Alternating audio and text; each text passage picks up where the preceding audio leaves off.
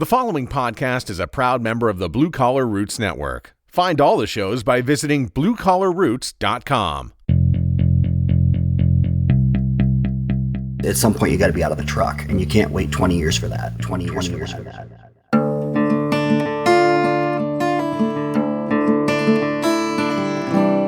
Welcome to Service Business Mastery Podcast. I'm your host, Tersh Blissett. This podcast is a part of the Blue Collar Roots Network of podcasts. Brian Orr is the guy behind the glass with smoke coming out of his ears as he's spinning all those knobs in an attempt to make us sound good. Service Business Mastery focuses on helping and guiding service-based business owners, managers, and service technicians who are considering becoming new business owners. The goal of this podcast is to help guide you away from making the same mistakes that have been made by others when they were starting their businesses. On today's episode, we will hear from Ted Gravlin. If you've ever visited HVAC Pro Talk's Facebook page, then I'm sure you've seen some of Ted's short video clips. On those clips, he gives you a little bit of tips and knowledge on how to better your business if you're a business owner or manager following that page. I wanted to bring Ted on to the podcast to pick his brain a little bit about a few tips and tricks that would help us as business owners to help figure out a way to streamline our programs. After this interview, Ted and I continued to talk for what seemed like hours because there was so much information to talk about. We couldn't cram it all into one podcast. I'm sure that we'll have Ted back on again to speak about a few different topics that you'll hear about in the podcast. A little bit about Ted. He's the author of a book named Shift: The 7 Steps to a Business That Serves You. This book focuses on how to set up a business and not just dealing with an HVAC company. Anyways, I could just blab on and on about Ted and the abundance of knowledge that he has and what he could provide with us. But it would be better if it just came from him. So let's just get started. Without any further delay, let's get into the nitty-gritty with Ted. Ted, if you will, tell us a little bit about yourself, how you're in the industry. You're a best-selling author for a book that's not particularly in HVAC industry, and this podcast isn't just for HVAC owners and managers and technicians. It's really based on anybody in the service industry. So if you will, just give us a little lowdown on yourself and your history. Sure. I'm 53, so I've been around a little bit, 30 years or so in the industry. I actually started out right after high school, kind of like the day after high school. I got a job. I lived in Detroit at the time. At Dearborn, Michigan, I worked at Greenfield Village, which is kind of a world-famous history museum. And the job I was assigned was to work on the steam locomotive, the steam train and stuff. And effectively, I was shoveling 2 tons of coal a day into a boiler by hand. I started at the bottom, a 150-year-old system. So I kind of learned things from the real, which people say old school. We're talking real old school. So yeah, that's no joke. Yeah, like we didn't even have safety devices that you would recognize as modern safety devices today. So interesting how that worked. And then, of course, when you're 18, you're like, I don't know what I'm going to take in college or what I'm going to do. And I found that to be really interesting. And some of the men I was working with, they were in their 80s and they had started working on trains and stuff during like World War I.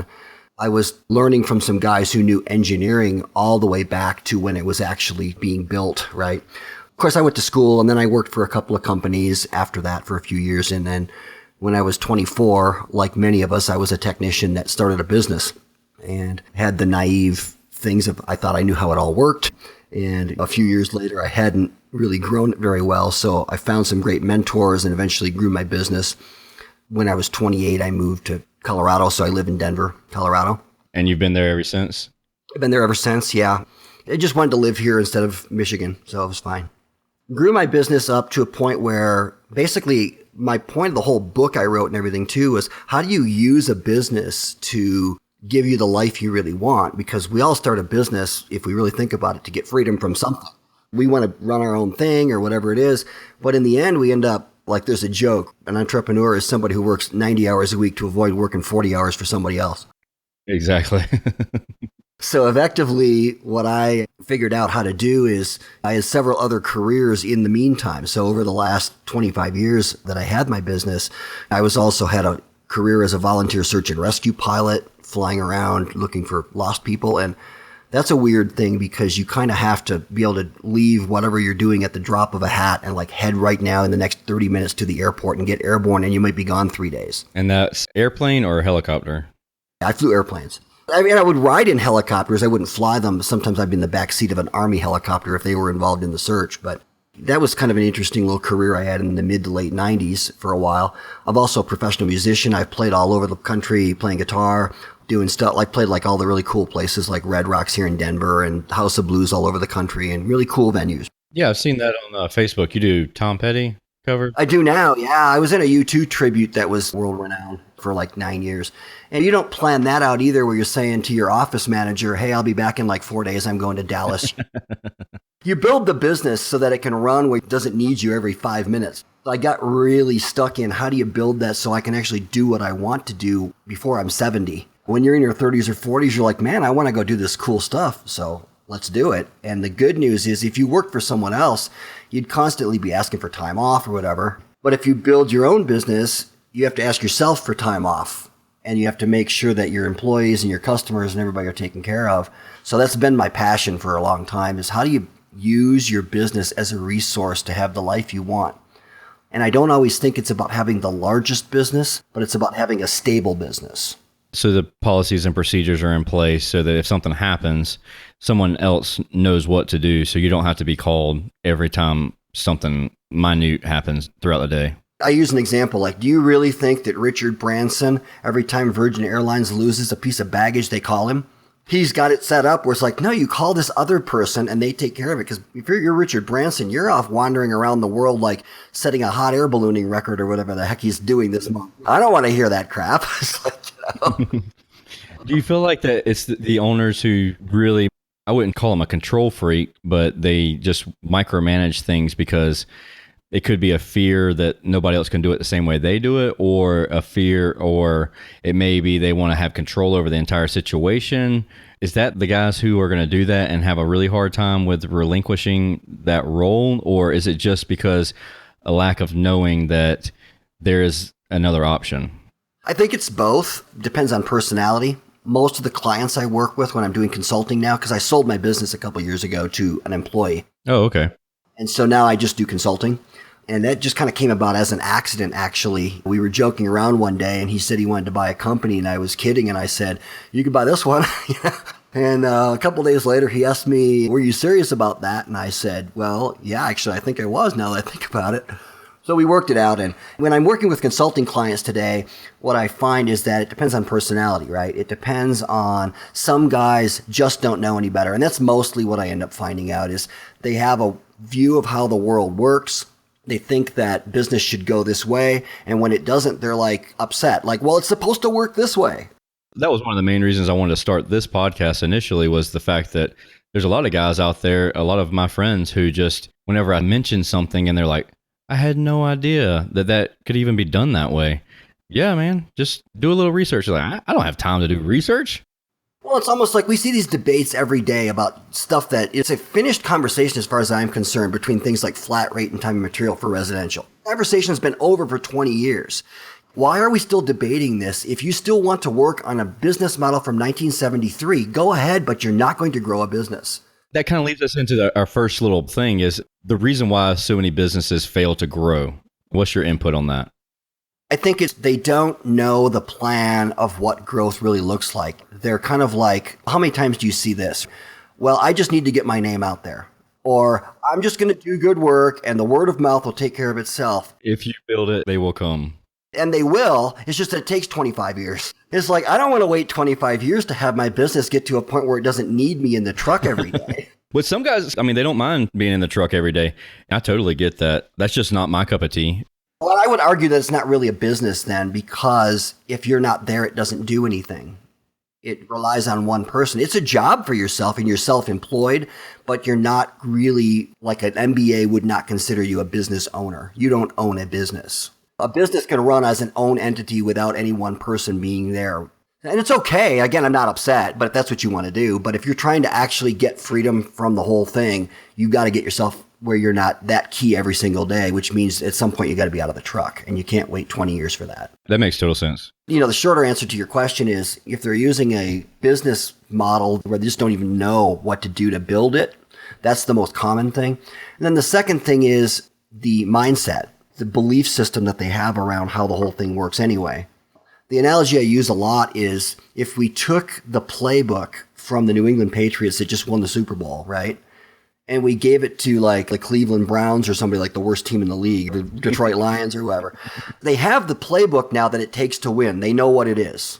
But are they going to instantly be winners because of that? Because they also have to have that belief in the locker room, in our case in the business, that says, no, damn it, we're winners and we execute this. And just because we played 2 downs in the first quarter and it didn't work out, we don't say, oh, well, this doesn't work. We go, no, we stick with that plan we know works, and we keep executing, and eventually we get what we want.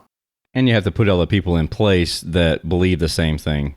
So you have that same mentality, and the technicians or the employees that's their drive and their motive. So you have to scout those guys out. So you can't just do it with anybody. Yeah, I spend about half my time when I'm working with consulting people. Here's the plan you should be doing, and here are the nuts and bolts. But I spend about the other half doing, this is what you need to believe as an owner. And if you don't believe it, none of it's going to work.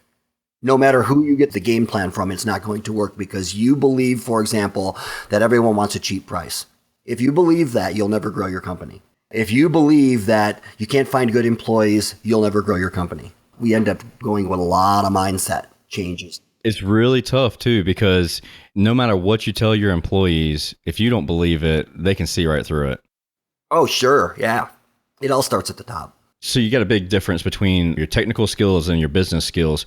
Speaking to a technician who's thinking about going into the industry, and basically I would say it's almost a completely different industry, being a business owner versus being a service technician, especially if you're the guy that's not going to stay in the van forever. And some guys will stay in the van even though they have office personnel and 6 other service techs. They just really like staying in the van. I did to a certain extent. Certain things I like doing, but if I took off for 4 days, it didn't mean we stopped working either. And a guy like that, would he hire, say, a COO that maybe run the day-to-day operations or the business side of things?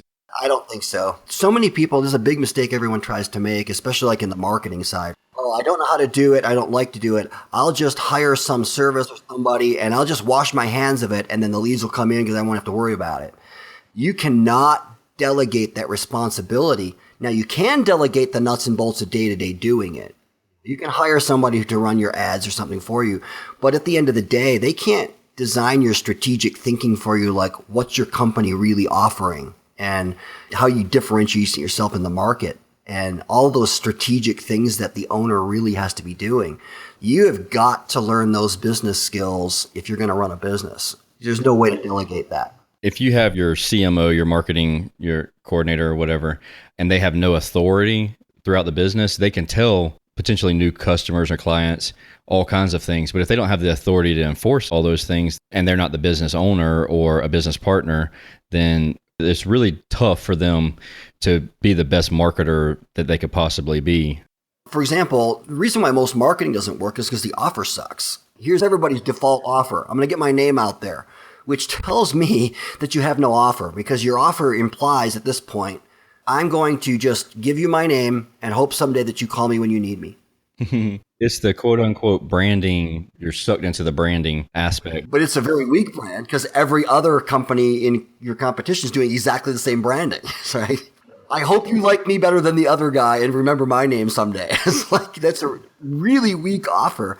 A great analogy that's used often in business circles. By the way, I spend about, half my week studying businesses way outside the service businesses to see what they're doing and how they're succeeding. Because how do we apply that? Because basically, I got to tell you, the HVAC world especially is in the stone ages when it comes to things like internet marketing and stuff. We're 30 years behind everybody else. Yeah, exactly. Just paying attention to this stuff. And like, you look at things like if it's 1975 and you're in the pizza business, let's be honest, a pizza is kind of like the other pizza. Sort of like a service call is kind of like another service call. We're all going to find a bad capacitor and change it if you know what you're doing at all. From the consumer standpoint, there isn't much to differentiate yourself. And all of a sudden, Domino's comes along and just says, well, what we'll do is we'll just deliver for free. Complete market differentiator.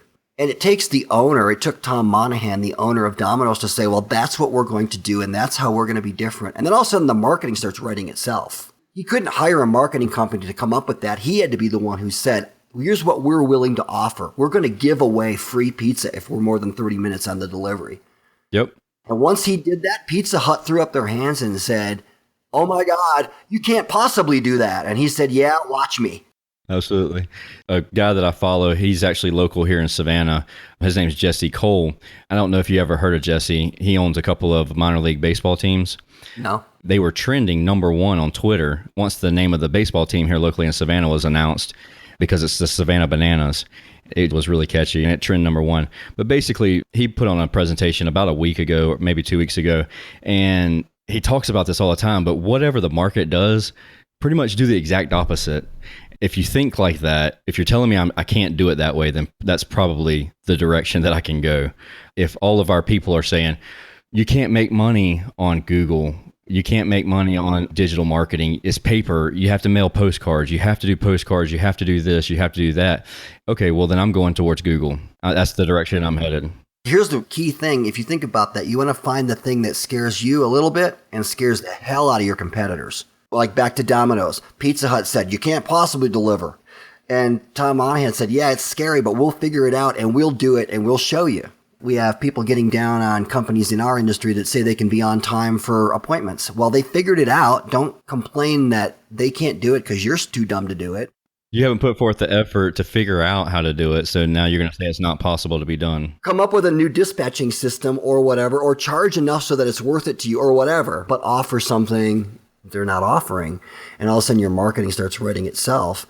And then we get these things where people get down into the weeds of like, should I use Google or Facebook or this thing? Or I tried Facebook, it didn't work. And I'm like, maybe it's your message. Yeah, what offer did you put out there? How did you target it? What did it do? It was really detailed. So if you've mastered the marketing side of things, just use some air quotes, and we've mastered it.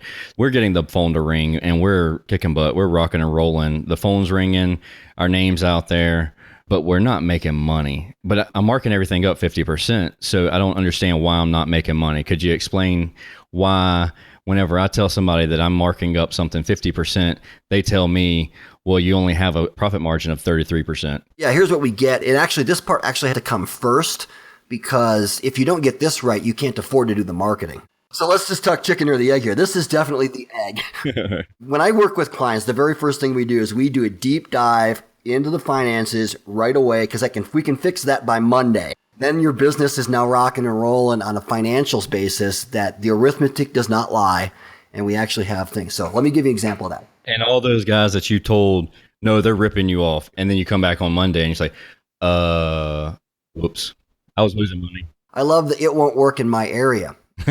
Yeah. I don't know about you. Do they have a special kind of arithmetic in Savannah that doesn't exist in Denver? Oh, yeah. You didn't know that? Detroit's completely different also. Ford somehow sells you a van for half the price too. And it just doesn't work that way, right? So we got to get these numbers right. And it's sometimes almost a happy delusion that you can somehow make money at whatever rate they're charging. But here's how it works, okay? Your margin versus markup question. If we have $1,000 worth of cost, let's just say a piece of equipment, and let's say it's a one-man show and there are no other costs, which again is ridiculous, but $1,000 worth of cost to buy a condenser and a coil. And he says, I'm going to mark it up 50%. So he says he'll add $500 and charge $1,500. He did not make a 50% margin though, because $500 is a third of $1,500. That's where it comes. It's not half. What's really weird is you get these small companies that are 1-2 trucks where maybe the owner is doing all the sales still, and he thinks he doesn't have the costs the big companies have, the one he wants to be someday. So he wants to be a big company someday, but he's saying to himself, well, right now I don't have the cost, so I don't have to charge that much. And my take on that is you need to charge and have the costs built into your financial system of the company you want to be, not the one you are. So if you plan to someday have a salesperson and you want to pay them a 7, 8, 10% commission, you should build that into your pricing model and pay yourself that money. That way, the first time you hire your first employee that's doing that job, you don't all of a sudden turn your whole business upside down. But so many people are just got their blinders on, but I can just sell it for this price because it's cheaper and I can somehow beat this bigger company. Well, sure, you can beat them on price, but you'll never be them if you want to be that.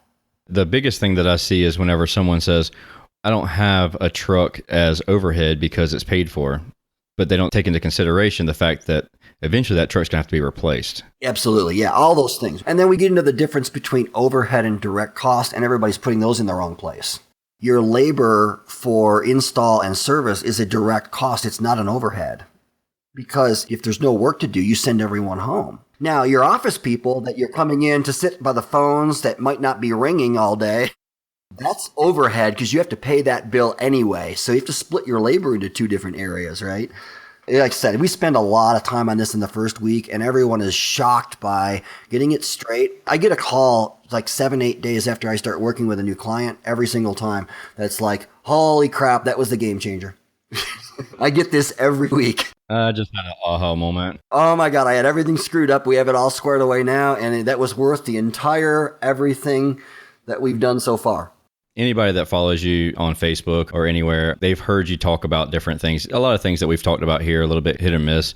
One of the things that you mentioned a few weeks back was getting away from a phone system as far as kind of the thing of the past. And that goes back to us doing things in the 70s, whereas you didn't do things via email or instant messaging or text messaging. You did everything via phone. So moving into 2017, 2018, should we be getting away from answering service calls on the phone? Obviously, there's going to be those customers who are just always going to call you via phone, but the opportunity to schedule things on the internet, whether it's on your website or it's an email, what's your thoughts on that? There's a lot of sophisticated systems out there that you can invest in that will allow you to do booking online. And I know that you and Brian talked about it in a podcast recently about trying to schedule online, and that it's difficult because you have to put time slots out there.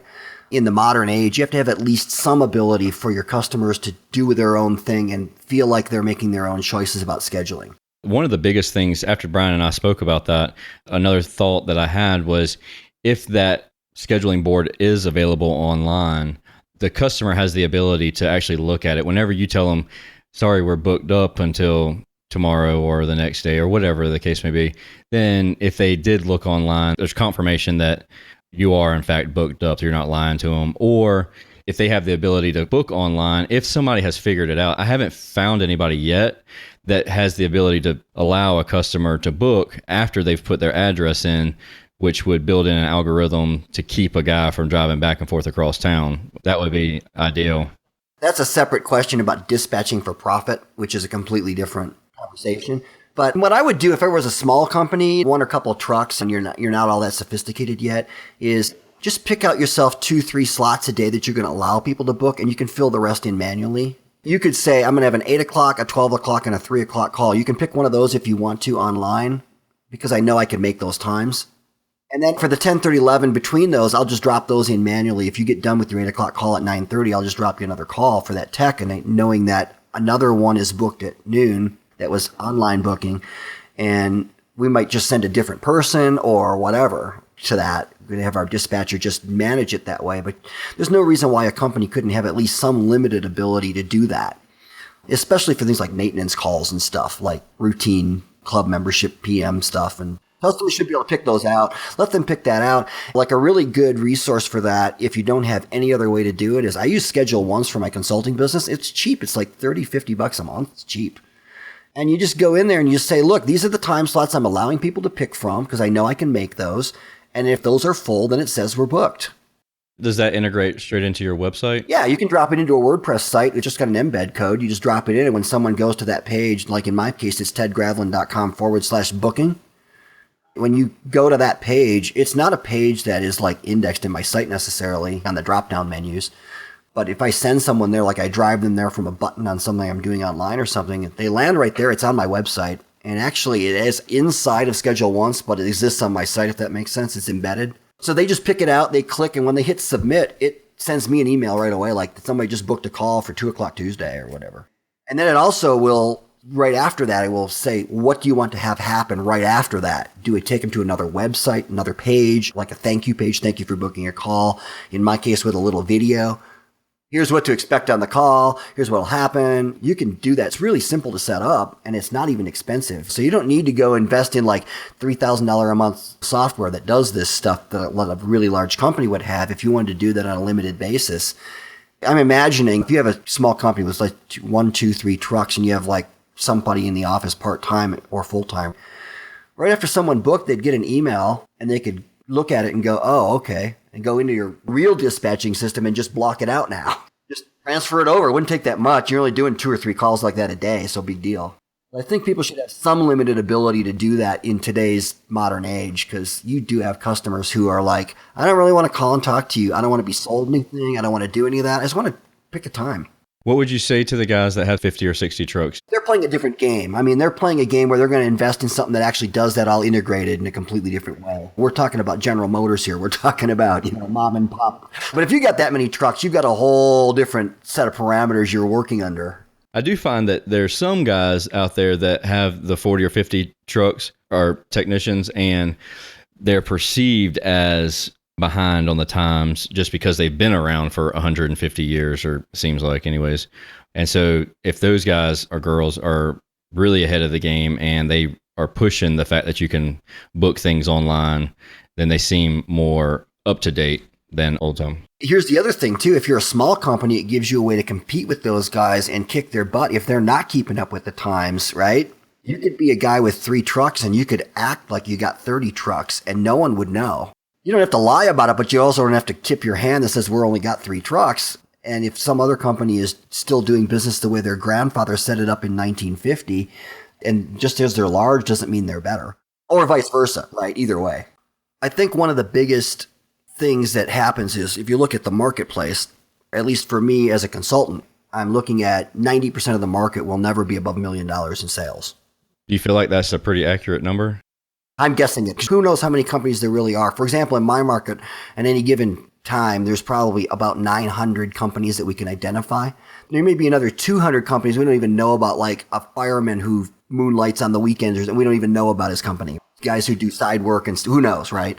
How many there really is. But it's just my guess is that the average guy who owns an HVAC company or a small plumbing company or whatever is probably never going to get above 1 or 2 trucks, and they're going to do $400,000, $500,000, $600,000, and that's their living. It's okay, they're making a living, but they're never going to really grow a business above $1 million.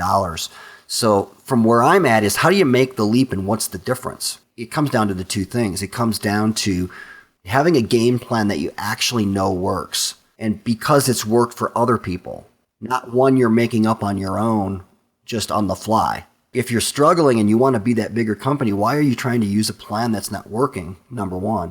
And number 2, circling back, why are you holding on to a mindset that's not working either also? It may have worked in the 70s whenever the owner of the company you worked for last first started out their company.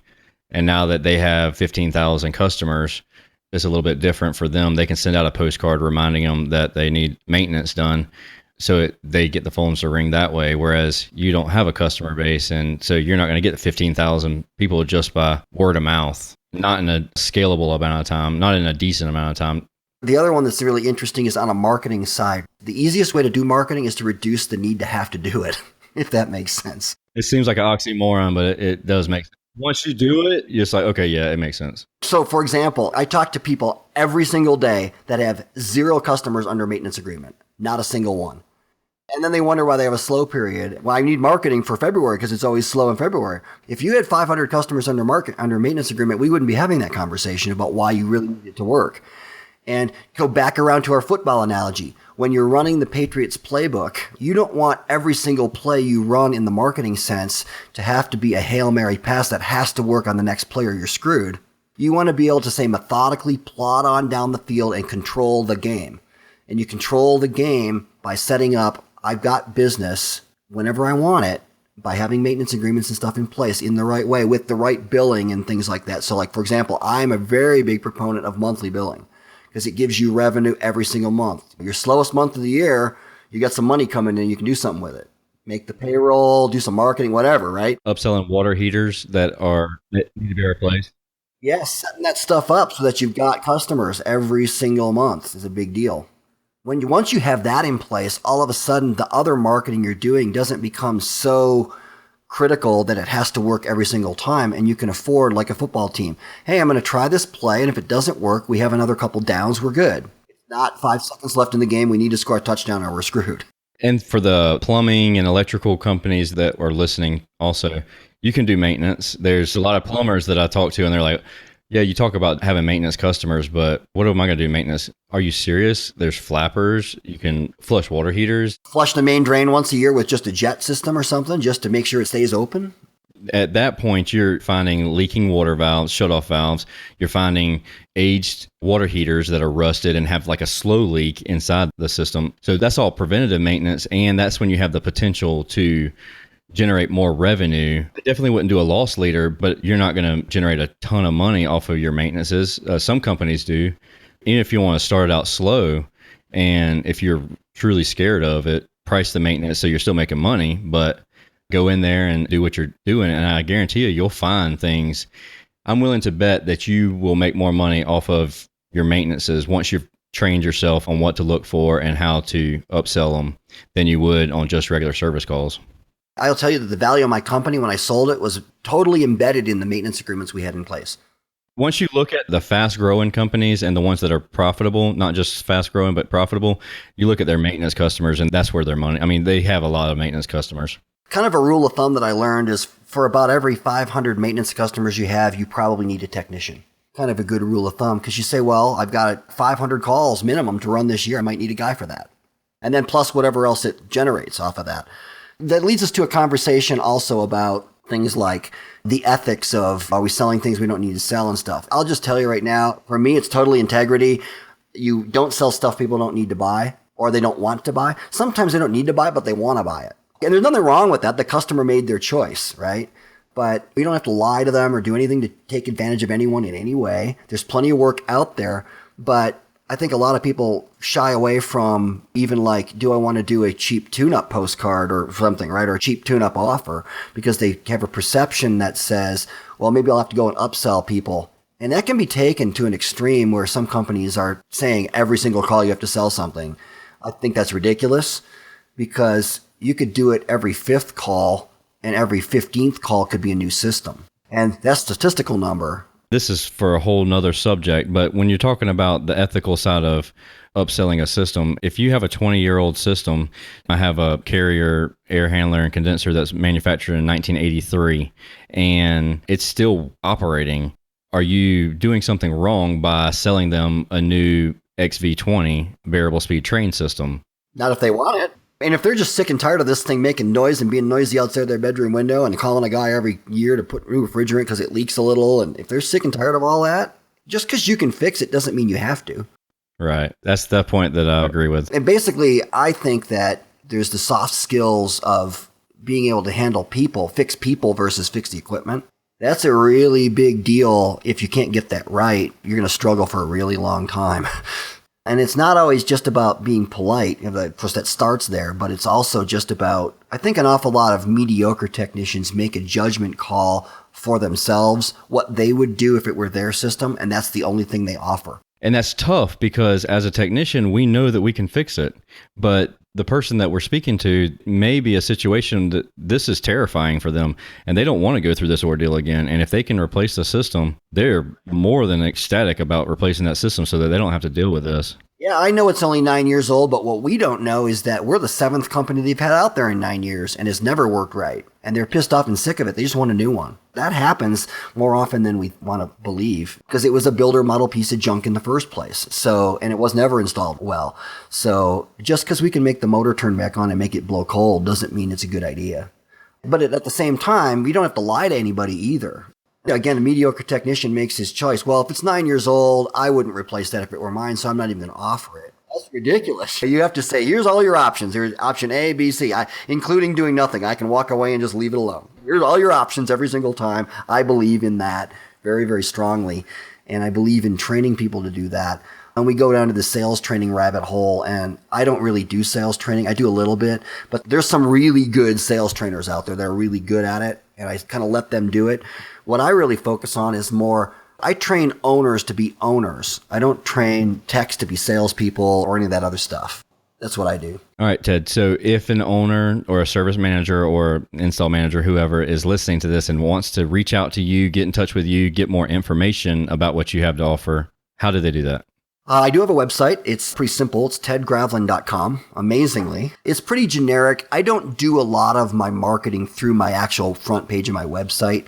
I'm coming at it from a different back end. I do a lot of webinars and that too. So most of my clients will actually come to me from the back end of a webinar or something else. But you can definitely get a hold of me through my website. And my email is also just tedgravlin@gmail.com. It's all one word, no dots or periods or anything in there.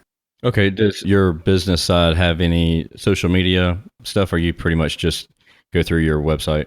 I go through my website. It's really weird is I have a Facebook page in that, but the only reason I have a Facebook page is so that I can run Facebook ads because you have to link them to a page, but I don't sit there and play on my page. I'm really sophisticated with Facebook more than most to know the fact that page likes don't mean anything today. They meant something 5 years ago. I don't care if anybody likes my page. I don't post to it or do anything with it. I do have a Facebook group called HVAC Marketing that people search for and find that group. It's a small group. There's 200-300 people in it. It's not super active like some that have 30,000 people in it. But we do have discussions in there about how to market service companies and stuff. But that's sort of how I come at it is since I realize page likes aren't important, I'm not spending all day long on my business page updating it and sending posts and stuff because I don't care that anybody uses it. I know that my own marketing funnel is more of you'll see an ad. If the ad says view my webinar, I'll talk about a certain subject. If you love what you see, then you'll call me on the phone. Very cool. So I appreciate you coming on the podcast and helping to educate us a little bit, give a little bit more value for all the business owners and managers and technicians who are kind of wondering why we do things the way we do it. Kind of opens their eyes a little bit. One more thing that's pretty interesting is as I thought about this after I got in the consulting business, I started to realize that almost nobody that I know of, I can't think of anyone I know of that built a great business without a mentor. Very true. There's nobody who did that on their own. They almost always got somebody outside that says, no, dummy, you do it this way. So you're volunteering to be somebody's mentor? That's what I do. I am the mentor. And what's really interesting is whether you pay the mentor or don't pay the mentor, the money becomes irrelevant. Once you've made that leap where you said, I've made a decision that I'm changing my business from now on, that's it, I'm all in. Put my chips on the table. I'm not doing it the old way anymore. That's the real decision point, is when you get there. That's a very important turning point in your business. And part of it is when you finally pay a mentor. If you try to pay them like $500, you probably won't be effective. And I'll tell you why. It's probably because you haven't invested enough. You aren't invested internally enough to invest money enough yet. That perceived value. Exactly. Once you've got your own self to where like, look, I'm willing to spend whatever it takes to get success. That's a mental process. Once you've made that leap, the money in every case becomes irrelevant. You'll spend $10,000, $30,000, $50,000, whatever it takes because you know you're going to make $1 million because you've made the mental leap. A lot of people have a hard time wrapping their head around that. And what's really weird is I won't chase people. If you're not ready to work with me or work with a mentor like me, then I'll just say it won't work anyway, so I'm not going to chase you.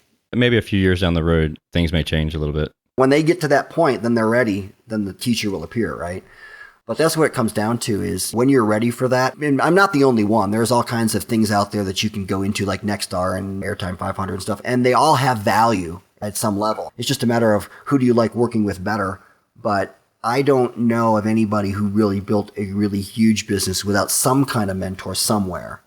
Whether it was one of those ones they paid money for or someone who like your uncle took them under your wing or something, whatever it is, somebody somewhere. It's very rare that someone does it on their own.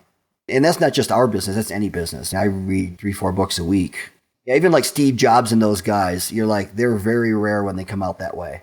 And a lot of things that you read in one book, I read a lot of books also, and you'll read a book and you say, yeah, I've read that somewhere else also. Because a lot of things that people are thinking and it's their thought process, it came from someone else also. Very rarely do we have like 100% original idea, plans and everything. So we use a lot of mentors without even realizing we're using them. And the other weird thing that's weird is sometimes it's just because maybe humankind is connected to each other in some way and we all come up with the same ideas at the same place independently. It's almost like when I was working at the History Museum, we had the Wright brothers home and the shop and everything where they built the airplane.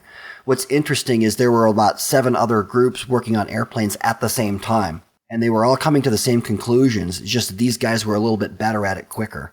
And the world's apart too. Exactly. There was a guy in Germany doing it. There was a guy, Samuel Langley, and was really well funded by the government trying to do it. He wasn't very successful.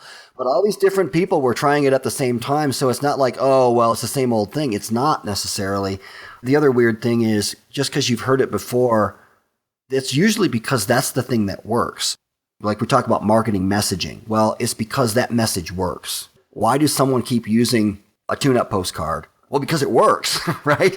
Why do people still meet with homeowners at the kitchen table? Because it works. What's really weird too is you sometimes want to get into a situation of, here's one I get a lot. Well, that won't work for me. A much better question to ask is, how do I make that work for me? I have something written on my chalkboard that says, I don't remember where I read it, but it says basically the exact same thing. If you ever say that won't work for me, what you really mean is that it doesn't fit into my schedule. So if you wanted it to work for you, it could work for you. If it's worked for someone else and you wanted to make it work for you. I'll give you an exact example of that I saw 10 years ago in the HVAC world. I was at a convention. There was a guy who was describing how he had used a certain kind of flex duct. He was in Florida, lots of flex, all in the attic. And he's talking about how he added like $2 million to his bottom line by changing out duct systems with this stuff. And people like in my market where I have all metal duct, it's all in the walls, furnaces are in the basement, are all going, well, this is because I can't use any of this stuff he's talking about because I don't have what he has. Well, I wasn't listening to it that way. I was listening to it and saying, well, wait a minute. Okay, so he's talking about the system doesn't work very well because the duct system is terrible. And he's going to go in and change out flex duct in the attic and go from 6 to 8 inch and make it bigger and make it blow better and all these really cool things. But I could do that. I just have to do it with metal duct. Of course, I can't go in the walls and change it, but I could make better plenum transitions in a basement. I could do all kinds of really cool stuff. But what I was really listening for is, how is he selling it? Oh, I see. He's using a magnehelic gauge, not a digital one, the analog kind. And he hooks it on the duct, and he lets the customer watch it peg over to the right. Exactly. That effect. Doesn't take a rocket scientist for the customer to go, well, that don't look good. And he says, right. Now it's going to cost $5,000 and I'll fix your duct system. And they say, okay, geez. And it doesn't matter that he's using flex duct. It doesn't matter what he's using. At that point, it became, how do I use his technique of going to market with that? It's not, oh, that won't work for me. It's, how do I make that work for me? What spin do I put on it to make it work in mine? In my market, I had this different situation. Okay, that's cool. I have clients who work in like Minnesota or Seattle where they have virtually no air conditioning season. All the stuff you're talking about doesn't work. It's like, do it with furnaces. It's like, what difference does it make? And it's crazy because now with the internet, I can talk to a lot more people worldwide and you get that same thing. Like, wow, I didn't know that could work that way. Yeah. And then you take it to your market and say, well, let me put my little twist on it. Right. And the really cool thing is if you're doing that in a market where all your competitors think it's impossible, it's actually easier. All right, cool. Well, I appreciate it. You're spending some time with me and filling me up with some more knowledge. And I got to commend you also because I've been listening to your podcast and stuff, and clearly you have a decently running business that's doing really well, and you've definitely got a forward-thinking attitude towards moving things in the industry forward for yourself and the industry. So cool, I appreciate it. Really great to talk to somebody who's kind of on the forefront of that because it's always my thing. I used to send a lot of direct mail in the 90s, but I'm not doing that now. I'm doing Facebook. It's way easier. It's cheaper. Way cheaper. Yeah, my goal here with the podcast, I really just want to educate anybody that wants to learn. That's the thing about it. I want to get everybody up to date on things. I mean, it's really weird. I think of a Facebook ad the way I think of a direct mail ad because in both cases, I'm sending it to somebody who didn't necessarily look for it today. But the cool thing with Facebook is I only get charged when they effectively open the envelope. And it's similar with YouTube videos. So if they don't watch it more than 30 seconds, then you don't get charged for it. Google is sort of like the old Yellow Pages and Facebook's like direct mail. And so when you're looking at Facebook, I'm saying we used to send 5,000, 10,000 mail pieces a week back in the 90s. We were doing it all the time. The problem is you spend 5,000 mail pieces, it's like $2,500 in postage just to send it so that you get 100 opens, right? Well, I can do the same thing with Facebook today for $50. Very true. That's what it'll cost for them to click on it. And a click is sort of like opening an envelope. And what's really cool is I get feedback. I'll know in 48 hours whether it's working. I can just change it. I love the platform. But the bad news is people are using it so wrong. They're doing it so wrong. Well, good. You have ability to teach people that. I do. I spend a lot of time on Facebook marketing because people are using it so wrongly. For example, they are not on there shopping for anything. So you cannot say, buy my stuff. They're going to ignore you. 100%. I see that all the time. That's the reason why I chuckle, because that's the exact same thing that I think whenever somebody's pushing their stuff like buy this, buy that. I'm here to see pictures. Yeah, you're going to be really sneaky with it. It's like you could, for example, here's a good one. I'll give away one for free. If you had a really cool video, I've had success with this, people doing it, a really cool video of something like the smoke getting sucked out of a duct system in like 8 seconds because the filter is really good. All you do is put the video up and let people look at this really cool thing. And if you targeted that to people whose kids have allergies, they're going to look at that and say, damn, I want a filter like that. And you're not trying to say, buy my stuff. They're just like, tell me more about that. And if you run your platform right and go right to a landing page that talks about how filter systems work and everything, you could book a call online with a 2 or 3 step process right there at 3 o'clock in the morning when they have insomnia and you're not even open for business. Making money when you're asleep. That's the goal. Exactly. And if you build that out right, you're building a curiosity hook where someone says, I want to click on that just because it's cool. They'll buy your stuff 3 steps down the line, but you don't start off with, hey, you need to buy this filter. It doesn't work that way on Facebook. Now, on Google, they go there they type in air filters because I have a problem. Yeah, they're searching to buy it. They are searching to buy something. So that's different. You cannot take your successful Google campaign and just throw it on Facebook and make it work. Not only that, Facebook doesn't like it. So, and there's all kinds of things. They will shut your ad account down for certain things too. And I pay attention to that a lot in the internet marketing world that I live in. Because, by the way, I have a mentor also that works in the internet marketing world, and I pay a lot of money for it, worth every penny. There are people who they get their account shut down with no notice, and you can't get it back. I'm talking about the ability to place ads. Oh, yeah. Get and put an ad. What do they call that? Sometimes they'll do it in probation first. Not the way that I've been hearing it for the last couple of years. They just have an algorithm in there that says, bang, you're done. I'll give you an example of the kind of ads that would be bad. Not that they're in our industry, but people who sell like weight loss or something. If you're running ads that make people feel really bad about themselves, Facebook doesn't like it. You are running an ad for, let's say you're a personal trainer and you run this ad, I can make you lose 50 pounds in 60 days or something, right? But if you start an ad out with text that says something like, are you so fat you can't tie your shoes, right?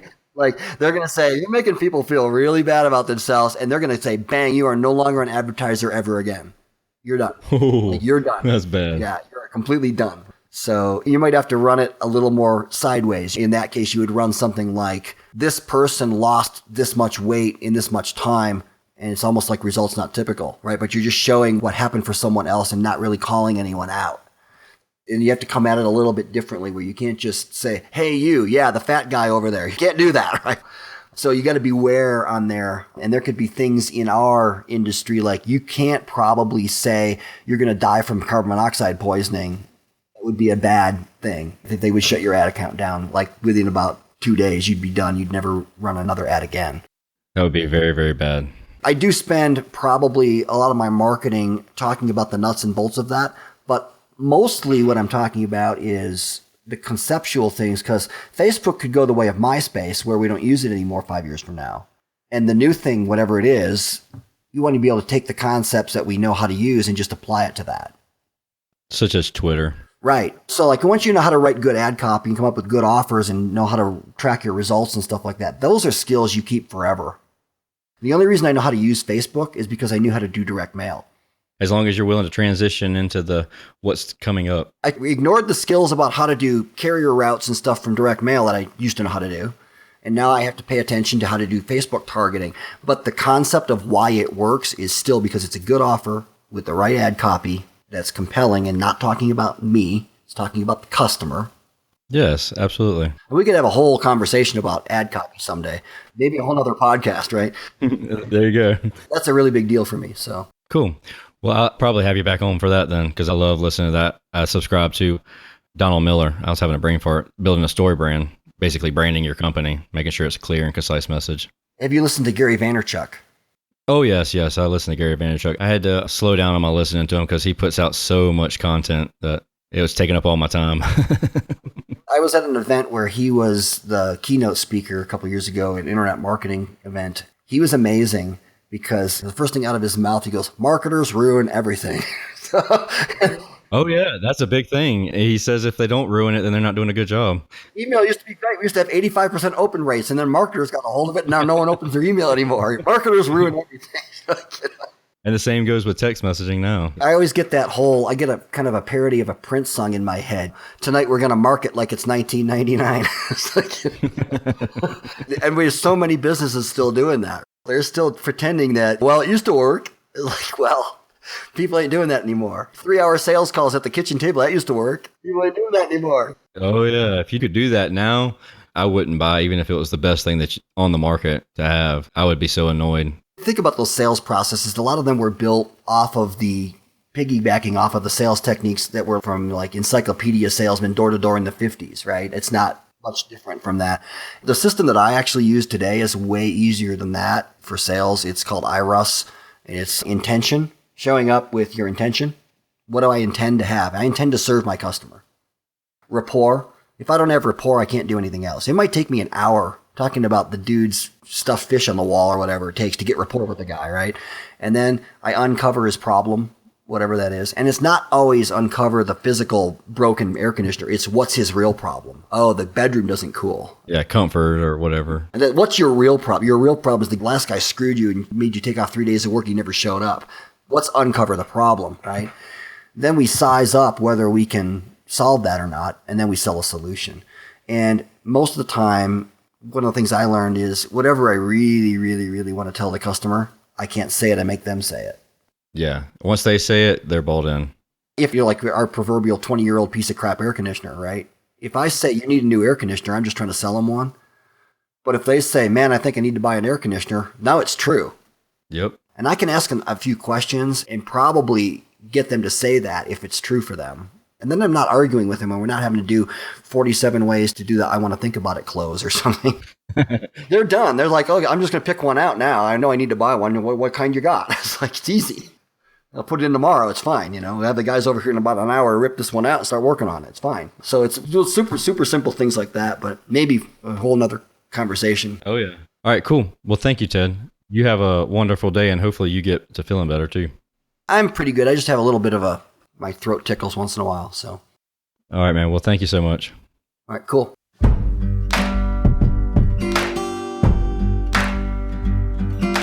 Wow. Did you catch all of that? If not, don't worry about it. The show notes will be posted to the Facebook group. Wait a minute. You're not a member of the Facebook group? Stop what you're doing. Go to Facebook.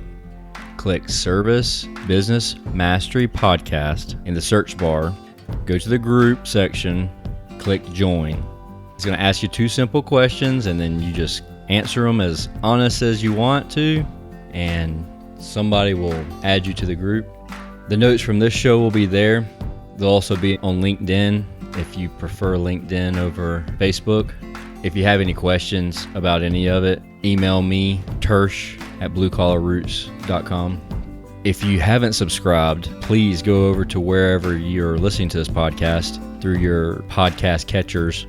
Click subscribe, leave us a rating, 5-star preferably. The ratings and reviews, they really help us out on iTunes and Google's ranking algorithm. Thanks again for listening to the podcast. Thanks again for supporting the Blue Collar Roots Network. If you haven't listened to Bill Spone's HVAC Building Science, check it out. Bill is full of knowledge. He's a great learning resource. Check out Brent and Billy. They're the tool pros. If you're not following them on Instagram, you got to follow them. They are putting out all kinds of stuff on Instagram, different cool tools and tricks.